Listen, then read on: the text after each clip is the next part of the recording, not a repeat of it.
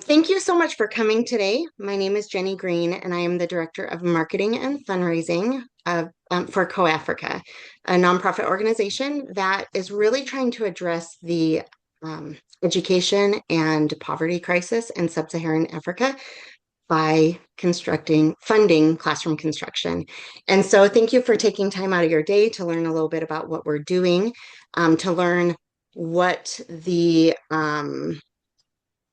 problem is, what this crisis is, how Coafrica is working on the solution, and then how you can be a part of that. And there's a lot of different ways that you can do that, and we'll share some of those. So Coafrica is creating sustainable impact, and we're trying to do that just one classroom at a time. Before we start and get into some of the nitty gritty about the problems, I want you to take a second and just try to picture the setting because everyone here on this call today is not living in Africa. And so it not only is it physically really far away and it feels like a world away, but their lifestyle and their challenges are very unique and different to probably what we grew up with. So I want you to imagine maybe like you at 7 years old, or if you're a parent, maybe think of your daughter or, one of your kids going through this. So you wake up, this little 7-year-old and is making their cornmeal porridge for the day, um, for their meal. And your parents have already left to go work in the fields because they work at the subsistence farm, and it's your job to get your siblings ready for school. So you're getting them ready, and as you head out, you look up at the sky and you can tell that the rainy season is coming. Now, we think of rain as a really good thing. When it comes to school and education, that rain can be really hard and it can disrupt the school year. Classes shut down when the weather is not good and when this rain is there. And so you start to wonder, is school even worth going to anymore? Because some of your friends, they've already dropped out and they're working. And so you're thinking, okay, I can keep having hope in education that it will give me something better, or I can go and work in the field now to help bring food to our family. And this is kind of the choices that need to be made for these children. And that's what we are trying to really help. And the hopeful thing is that we do have the power to help them with this. The problem is there are 98 million children out of school in sub-Saharan Africa. And many of them, it's just because they don't have a classroom. Millions more are learning in these makeshift um, classrooms or in dangerous conditions with crumbling classroom walls and roofs. So there's really two choices for school. You can either often be in these overcrowded, crumbling classrooms, dilapidated classrooms, or in a classroom that's held outside under the trees, if you're lucky to get some shade, where the chalkboard is propped up, the teacher is teaching the lessons, and you are outside. When the rainy season comes, which can last 4 to 6 months, if you are in a classroom without a roof or with holes in the roof, or if you have a classroom outside, then your classroom gets washed out and school is canceled. It disrupts your education. Coafrica funds classroom construction, and we strengthen communities by doing that. I really love this quote by Marianne Williamson. She says, in every community, there is work to be done. In every nation, there are wounds to heal. In every heart, there is the power to do it. And as we work with these communities, I see there are so many wounds. There are so many wounds in these communities. But they have hope. They have the heart and the power to do it. They just don't have the resources. And we can help with that. This is one of the students who has benefited from a Coafrica classroom. And after their classrooms were built, we interviewed her and she said, I love the new classroom because my uniform stays clean longer and I don't have to wash it every single day. This gives me more time to concentrate on my studies, which is good because I really want to go to university. So this classroom for her is really giving her hope because she really wants to move forward. She really wants to go to university. She really wants to make it far. And the classroom is kind of giving her hope to do that, that she can focus better and do better in school. There is not a lack of there's no lack of research on the benefits of stable education. We know through um, plenty of research that education reduces poverty, human trafficking, the crime rate, child marriage, unemployment, all while increasing and improving the economy, health services, and general outcomes for girls. So it's more than just a classroom. When a classroom is constructed, we really are changing the trajectory of a child's life. So if classrooms don't sound very exciting to you, but you are passionate about breaking the poverty cycle or human trafficking, honestly, classrooms, that stable education is a major prevention for those major social issues. Research shows that disrupted or absent education significantly increases trafficking risks. So, in a 2018 study, found that youth who were sex trafficked were 72% more likely to have dropped out of school than their non-trafficked peers. Really significant. Research also shows that keeping kids in school interrupts the cycle of labor exploitation. So 87% of trafficked kids in West Africa came from subsistence farming families. That's a huge percentage. That's almost 9 out of 10 kids who were trafficked were from these subsistence farming families. And 80% had already dropped out before being trafficked. So, yeah. Research also shows that education builds resilience against trafficking. I think this is really important in talking about the preventative piece, that schools provide this stable environment. Yes, they are learning to read and write and math. Those are the core things that we're worried about in terms of educational outcomes usually. But schools offer friendships, a social network, other adults, teachers that they can trust and talk with and things like that. They learn life skills and they are less exposed to traffickers' recruitment tactics. That's really, really important. Educating communities also raises general awareness. And so children are able to spot and resist trafficking efforts better when they are in school, research shows. Research also shows that girls especially benefit from education, as they are twice as likely to be trafficked as boys. And lack of schooling for girls correlates with cultural practices that are frowned upon but still happen, like early marriage, forced domestic work, and greater sexual exploitation. And when I talk about early marriage, I'm not talking about like 17 or 16. I'm talking about like 8, 9, 10, like young girls being married off. Research shows that long-term education reduces poverty. So this is one of the biggest issues. UNESCO estimates that basic literacy, just the basics, upon leaving school could lift 171 million people out of extreme poverty. So just being in school really can break that poverty cycle just by learning how to read.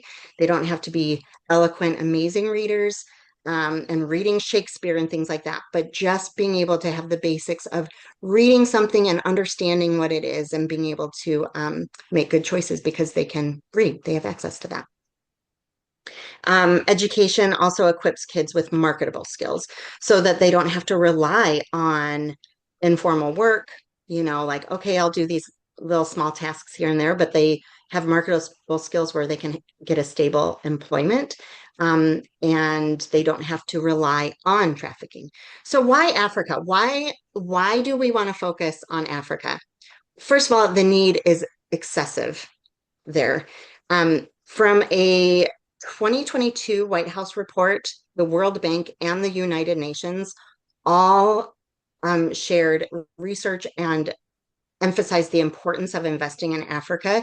It is the fastest growing and youngest population in the world. So as we support Africa, we're actually really affecting the global economy as well as helping people that are in the most need in the world.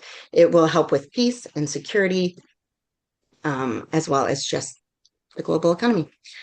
So this is where Coafrica steps in. That's the problem, that's the research. And Coafrica comes in and we say, let's address this. Let's really make a difference. And what we would really love to see is a world where every child has access to a classroom. Just a classroom makes a world of a difference. And by doing that, we want to unleash the power of education for these African children. We partner with local communities and we construct these classrooms. There are four main things that we focus on when projects are chosen, when schools are chosen. We want to target the most underserved children. We engage their communities. We build for longevity. This is that sustainable impact. We want it to last a long time and be self-sustaining as much as possible. And we develop strategic partnerships. We're going to talk about these in a moment. So here's one of the students who has benefited from our Coafrica classrooms in Nigeria in one of our projects there. And she, in her interview, said, I'm happy to not be learning in a rundown classroom anymore. It is easier for me, or it is easier to be more interested in my studies. I will attend secondary and tertiary school so I can one day become a nurse. So the thing that stood out to me, and obviously this was just a clip of her interview from everything we had, but she was so determined. It was like, I will attend secondary school. I will be going on and I will be a nurse. Um, these classrooms matter because when they offer hope, they also foster this academic dedication and commitment, which is really, really critical.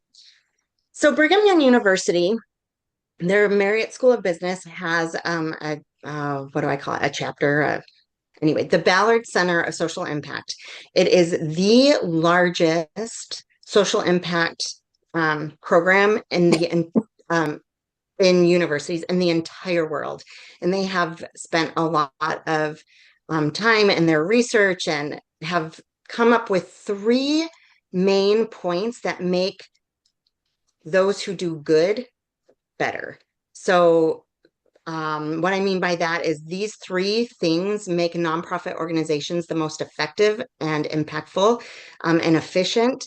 And so when you're looking at Coafrica, you can think of these things, but anytime you support any type of organization, these are three really good key factors to look at if they are doing the best work they can. Okay, so the first thing is evaluating their methods. And honestly evaluating their methods. And that's something that Coafrica does. We are constantly collecting data and then shifting when we see we need to shift or keep doing what we need to keep doing. So we are constantly collecting and data and evaluating what we're doing. The second thing is working in targeted areas. When an organization focuses on one area, they are able to have the most impact. And so Coafrica focuses in sub-Saharan Africa where there is the most need. Now we have done projects in other areas where there was need and things. But we really do try to zero in on the communities in the most dire need. And then the third thing is the organization needs to create stewards. And that is something that Coafrica really, it's a value of ours. It's something that's really important to us and something that's a little unique to who we are. So by involving the people affected by the problem, they become invested and their problem becomes their solution and it's sustainable.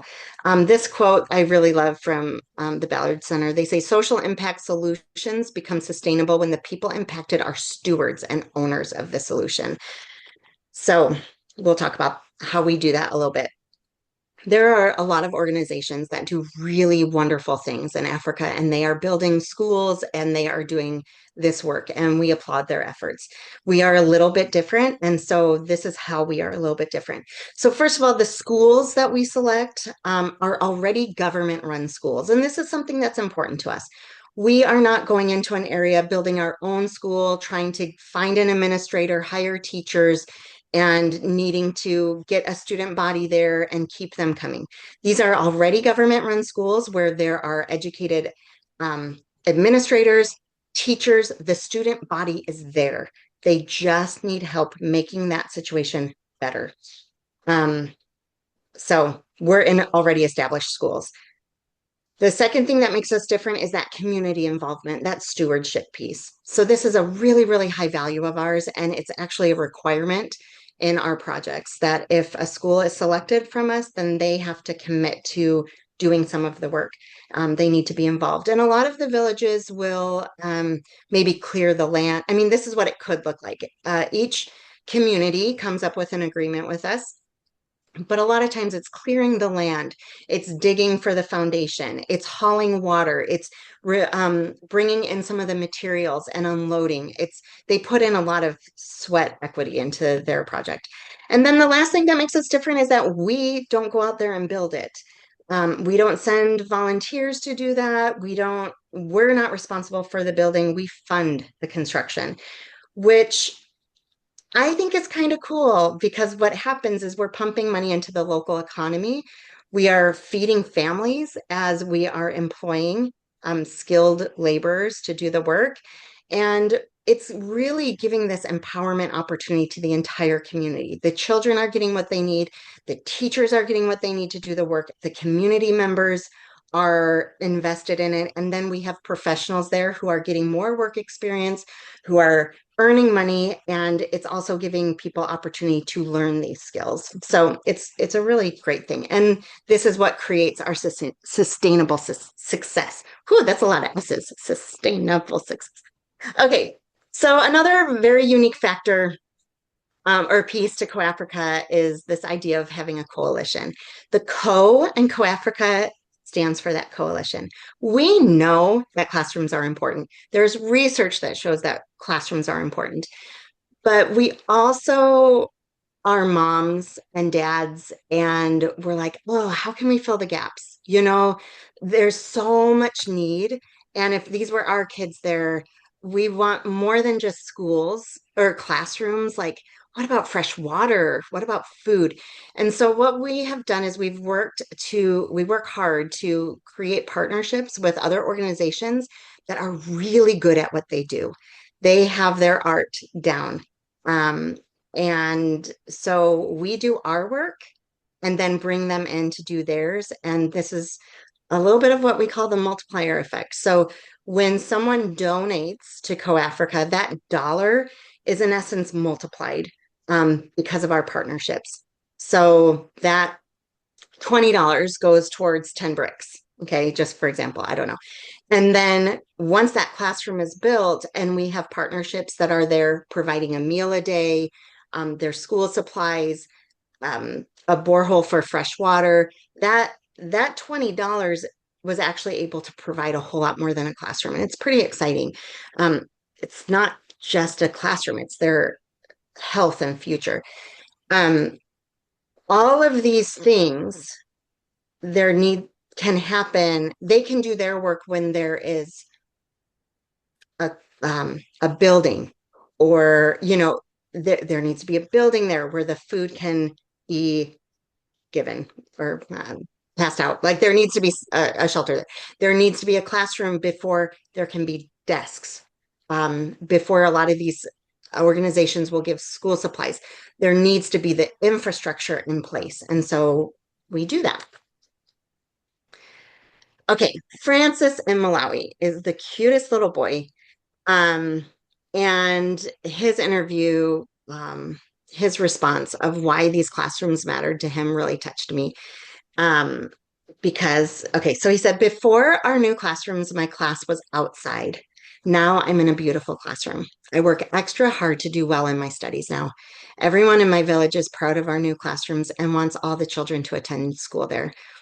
So it touched me because this is an example of how the classrooms aren't just affecting the students, but the entire village feels this sense of pride. It's something that it's changing attitudes. It's they're wanting their children to go to class and to be a part of that instead of saying, well, work alongside me. Let's go down to the farm. Let's do this. They want their children in school. It creates fortitude, this sense of pride, and it changes hearts, these little classrooms. So yes, we are building classrooms. It wasn't just an idea out of the blue. It's backed by research.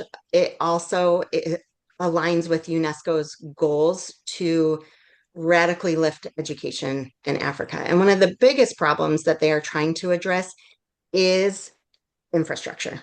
They are in dire need of classrooms. Um, and so we're helping with that. They're their number four goal is quality education. And one of those ways is through working on the infrastructure, working on classrooms. But what we have found is that because of Coafrica's connections and the ripple effect that comes from stable education, we're able to really address their number one, two, three, and four goal. Their goal of no poverty, of zero hunger, of good health and well-being, and quality education. And just the one classroom, or just classrooms kind of help address that. So what's the impact on individual students? Coafrica came around in 2020, officially, was recognized as a 501c3 nonprofit organization in America. And since then, there have been 4,200 newly enrolled students attending Coafrica classrooms. I believe this number has or will be going up in just about a month.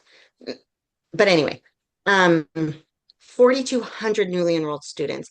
These may be students who had gone to school before and dropped out and then decided to come back.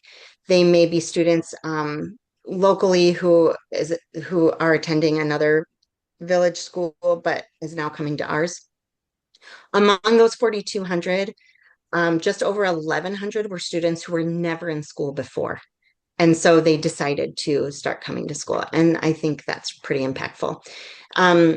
A quick snapshot of a school, Kedara Primary School in Nigeria. Once their classroom block, so we do 4 classrooms. So we call that a classroom block building that involves 4 classrooms and 1 teacher workspace so that teachers have a place to prepare. And after their construction was done, there was a 57% increase in student enrollment. Because of that, there was a 33% increase in teachers employed. So trained teachers were able to now have a job. And 60 students who were out of school the previous school year were now enrolled. So in that one community, that's pretty impressive. We do that with financial support from donors and sponsors, and there's a really big ripple effect by that. So this is Victory from one of our projects in Togo. And she says, with this new building, we are up to date with school because there's no interruption of class due to bad weather. We are safe and dry every day inside our classroom. I love it. I think that's so sweet. These classrooms provide safety and security. And I think unless we've been in a situation where we don't physically feel safe, we can't really understand what that means to go to school and all of a sudden feel like, oh, I'm safe here. I didn't feel that before, you know? And so our classrooms really do provide this physical safety and a sense of both physical and emotional security. The classroom impact on schools is that we have had 127 classes move from an outside unsheltered condition to a classroom. In this top picture, this is one of the schools in Malawi, Chilima Primary School. This picture is a second grade class. There's 69 boys and 78 girls. And you can see there's not shade where they are. But if you look in the background, there's a cluster of trees. That class has some shade. And then you keep there, and beyond that, there's another class. And way, way beyond that, there's another class. So these kids who are outside for their lessons, 127 classes like that have been moved indoors. And then in this bottom picture, you can see one of our schools in Zambia, and the head teacher is so excited, and and the kids are so excited to meet inside their classroom for the very first time. This is a picture he sent. Look how excited the kids were. And you see that there were desks there. And so that was a partnership with one of our coalition partners who were able to provide the desks. Um, just some before and afters to see what's going on. So in Benin and Togo, these top pictures, you see these are kind of these makeshift shelters that has a little bit of a roof to kind of help keep some shade. And we were able to move them into a protected building. And then the pictures down below in Malawi and Zimbabwe, these were outdoor classrooms that were able to move inside. And some of these schools you see, like in Zimbabwe, there were 252 students. It's a smaller school, but in Malawi, it was 723 students. So the impact in terms of numbers varies. But because of these classroom structures, they will be there year after year after year. And so it's going to truly help thousands. So here's our numbers now, as of now, that are constantly changing. Within 43 projects, we have 193 classrooms that we have built and have impacted over 22,000 students. These are hundreds of villages, and we have a long list of, like, we don't have a shortage of schools that really would like our help, and they're just waiting. We heard from some of the students, and here are some of the adults. I think as adults, we have more experience and wisdom and knowledge and perspective. And so hearing what the kids say and their interviews and their innocence and their perspective is great and heartwarming and encouraging. Hearing from the adults who are there give an added perspective. I'm just going to highlight the head teacher here in the middle in Nigeria. She says, "We are a modern school now. All the kids in community are proud to call EAC their school." Here's the thing. The fact that she calls a classroom that has a nice foundation, a nice smooth cement foundation, four walls, a roof, a door, and some windows, she classifies that as a modern school. And they're elated. They're so excited. I think that's a big perspective check for those of us who are not there. I think where I live in California, a modern school, we're talking about iPads and screens and, what technology do we have and can we tap in to make it modern? But there, I was so moved that a modern school for them just meant that it was a building that was safe for their students. It was very eye-opening to me. This is a current project that we are wrapping up. It'll be done soon, and we're really excited. So this was a fundraising effort we had last year, Matembo Primary School in Malawi.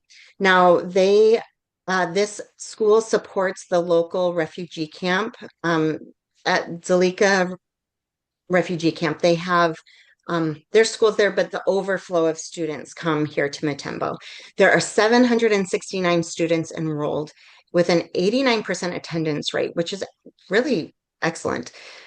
We do have Mary's Meals there as a coalition partner who is providing meals. So these students come to school each day and they're able to know that they're going to be fed, that they will have a meal that day.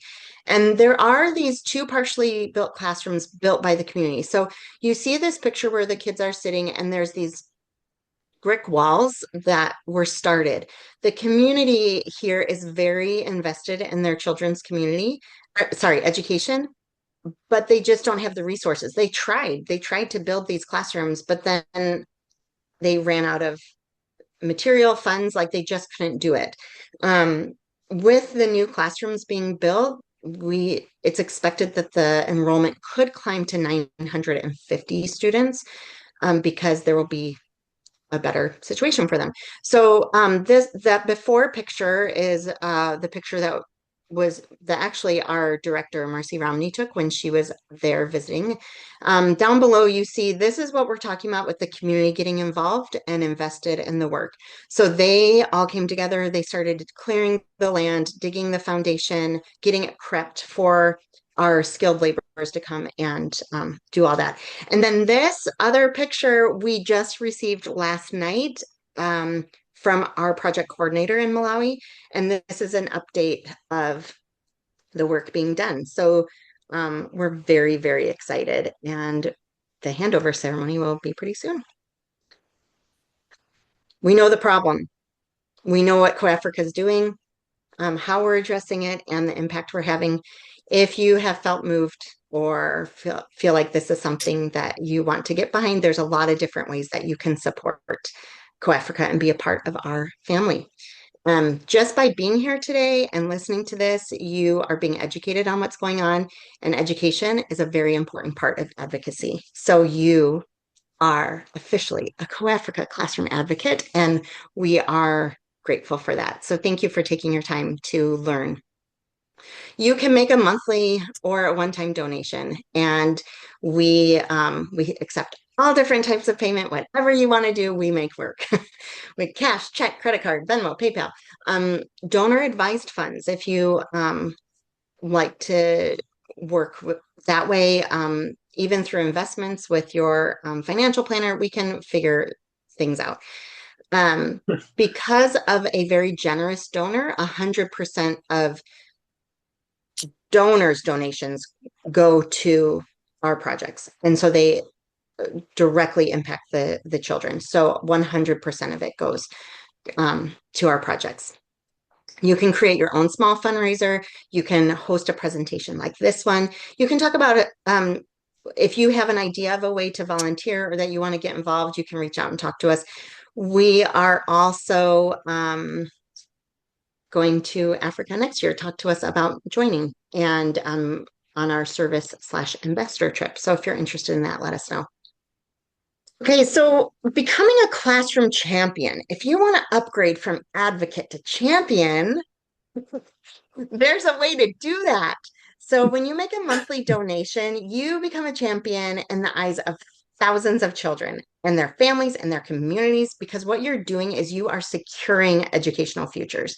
There are so many children waiting who have left school because their parents are like, you're being school's canceled for 6 months anyway, and they want to get back, or there's so many reasons that kids are just waiting for these classrooms. So as you if you make a monthly contribution, then you become a classroom champion.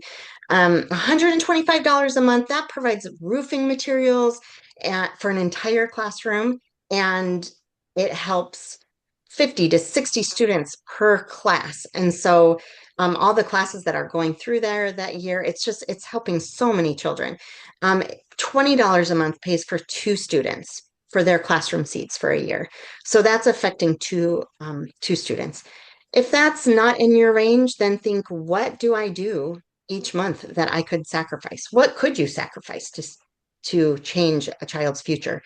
If you are a Starbucks, like a coffee drinker, can once a week, can that go toward this? If you are, I don't know, I just kind of blanked. But what are the things that you pay for that you think I could sacrifice one of those a week so that $20 a month I could really save the future of a child, or $10 a month, or $200 a month, whatever you are able to do and feel comfortable with, there is great, great need. Hosting a presentation is actually a huge piece of helping Coafrica's mission move forward. We do these presentations in home, small group presentations where it's informal and it's a discussion, and we might have these slides, but it feels homey and cozy, and we're talking. We love doing those. We love doing those. So if you're local to any of our Coafrica team members, then we are so happy to do that. We also do these Zoom calls, and all when we do that, we are opening up our circle, and we're just bringing awareness to people. If you chose to do a presentation, you would choose a date with us. You'd reach out to me, choose a date with us, invite your friends and welcome them. But we do the rest. We create a little invitation you can text out, whatever, and then we do the presentation. It's really simple and a really, really effective way for us to reach people who we don't know who may be really interested in supporting our efforts. Something that's become kind of big is creating your own fundraiser for Coafrica. Do you have a skill set? Are you a photographer and you might want to donate a couple of your photo shoots? You know, they pay for their shoot and you send it to us. And um, you, or do you have kids who like doing lemonade stands and they want to do it for African students? Do you have a group of friends who are going to run a 5K together and you let your social circle know and maybe raise some money and you turn your fun 5K into a 5K for a cause. There's a lot of different things that you can do to have small, impactful little fundraisers. We have a list of ideas and we can brainstorm those if you're interested. What? Um, Corporate sponsorship or small business sponsorship is something that really, really is powerful and impactful. So if you have a company you work for, or if you have your own, um, or a connection with a friend who might be interested in corporate sponsorship or small business sponsorship, reach out and let's connect. We have suggested tiers of what those sponsorship levels look like and the benefits, but we will talk it out and have it work for that company. Most all corporate organizations have budgets set aside for charitable giving. And so it's just talking to the right person and tapping into that. And so you could help us be a connection for that.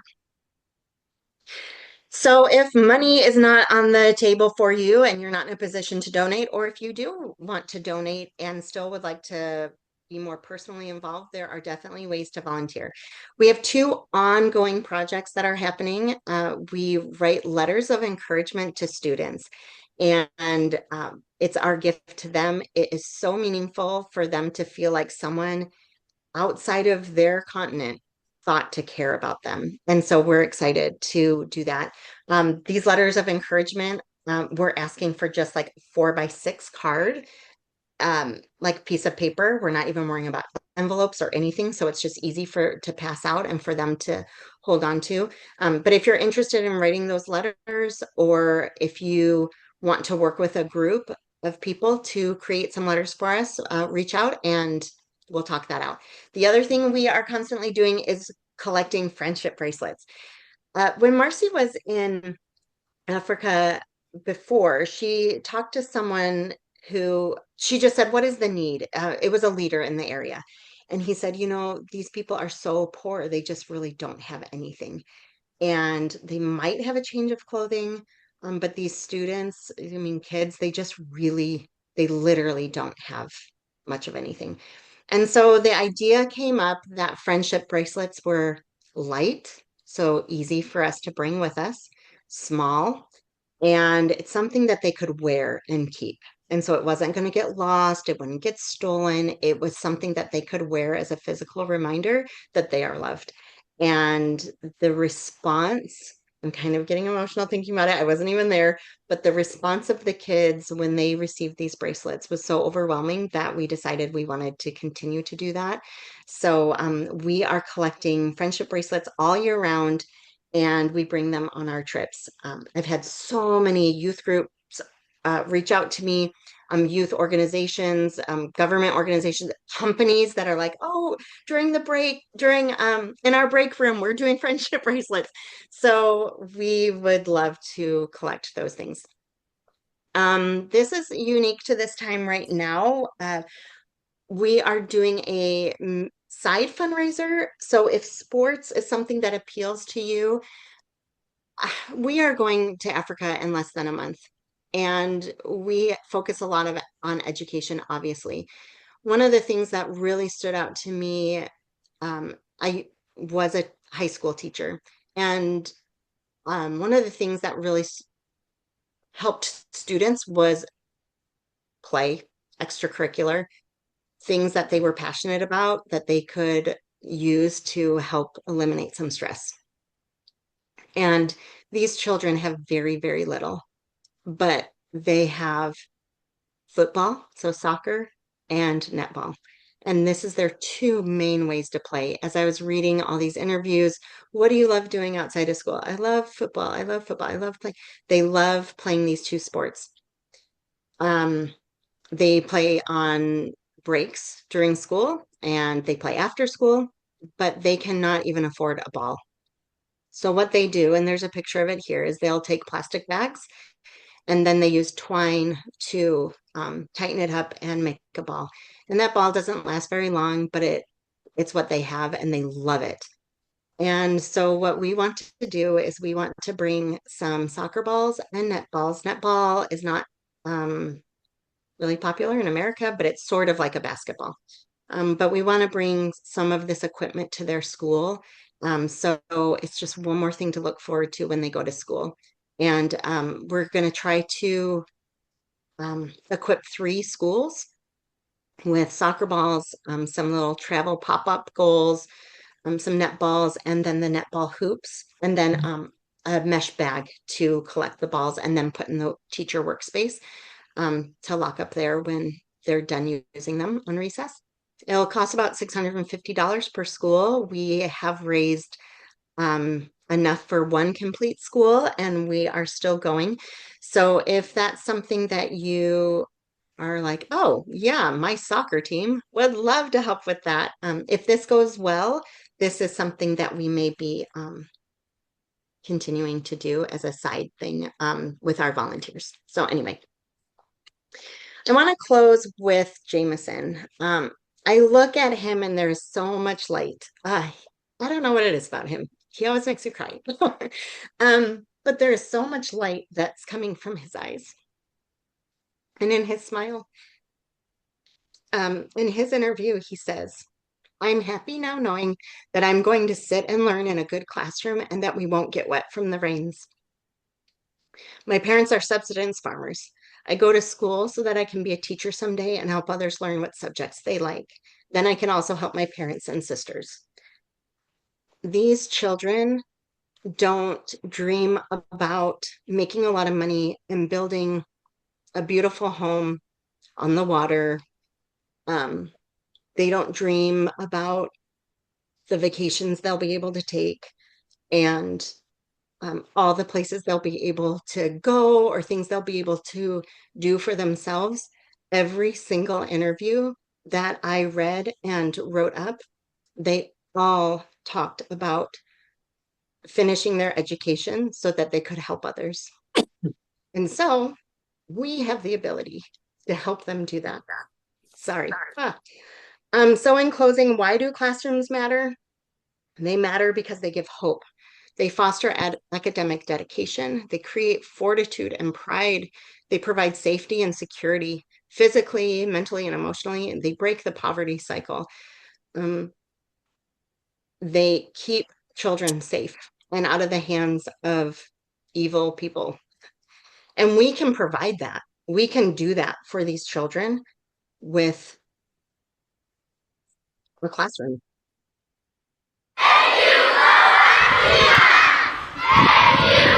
So that was just at one of our handovers, and all the children in their uniform standing in front of their new school saying thank you. Oh my goodness. So anyway, that was it. I wanted to thank you for being here and taking your time out of your day. That the time that you took helped us to just be able to share what we're doing. And again, if you felt anything, whether it's wanting to just kind of do a presentation of your own to share it with your friends, or if you want to make a donation or connect us with one of your contacts, we would so appreciate it because this mission that we have has really become a passion and something that we really, really want to help as many children as possible. So thank you so much.